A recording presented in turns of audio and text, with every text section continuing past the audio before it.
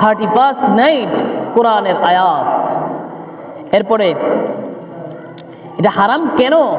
আল্লাহ রাব্বুল আলামিন সূরা মায়েদার 51 নম্বর আয়াতে, এখন এতক্ষণ যেহেতু আমরা জানছি এটা খ্রিস্টানদের আবিষ্কার, সুতরাং খ্রিস্টানদের আবিষ্কার এবং গ্রেগরিয়ান ক্যালেন্ডার অনুযায়ী এটা নববর্ষ, মুসলমানদের নয়। তো সুতরাং আমাদের করণীয় এটা পালন আমাদের জন্য জায়েজ নাই, আমাদের জন্য এটা না জায়েজ পালন করা। এবং না জায়েজ যেহেতু এটা আল্লাহ তাআলা স্পষ্ট করে বলতেছে, ইয়া আইয়ুহাল্লাযীনা আমানু লা তাত্তাখিজুল ইয়াহুদা ওয়ান নাসারা আউলিয়া, হে আমার মুমিন বান্দারা, তোমরা ইহুদি খ্রিস্টানদের বন্ধু হিসেবে গ্রহণ করিও না। তাদেরকে বন্ধু হিসেবে গ্রহণ করা মানে তারা যা করে আমরাও তা করি, তার মানে আমরা তাদেরকে আদর্শ হিসেবে মেনে নিয়েছি, তাদেরকে বন্ধু হিসেবে মেনে নিয়েছি।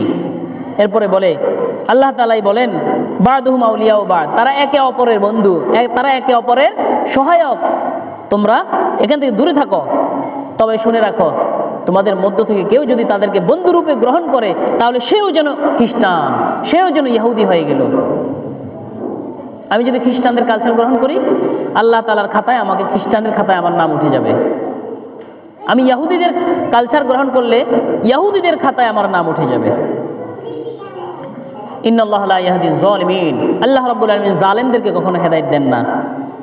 এরপরে আল্লাহ রাব্বুল আলামিন, এরপর আল্লাহ রাসূল ঘোষণা করেন, হযরত ইবনে ওমর রাদিয়াল্লাহু তাআলা আনহু থেকে বর্ণিত, রাসূলুল্লাহ সাল্লাল্লাহু আলাইহি ওয়াসাল্লাম বলেন, মান তাশাব্বাহা বিকওমিন ফাহুয়া মিনহুম, কোন জাতি যদি কোনো জাতির কি করে সাদৃশ্য অবলম্বন করে, যেমন মুসলমান ইহুদিদের সাদৃশ্য অবলম্বন করেছে, ফাহুয়া মিনহুম, তাকে ইহুদি ধরা হবে।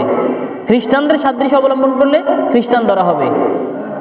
মান তাশাব্বাহা বিকওমিন ফাহুয়া মিনহুম, সুতরাং যে যাকেই আদর্শ মানবে, যে যাকে ফলো করবে তাকে তাদের মধ্য থেকে গণ্য করা হবে। এটা ইসলামের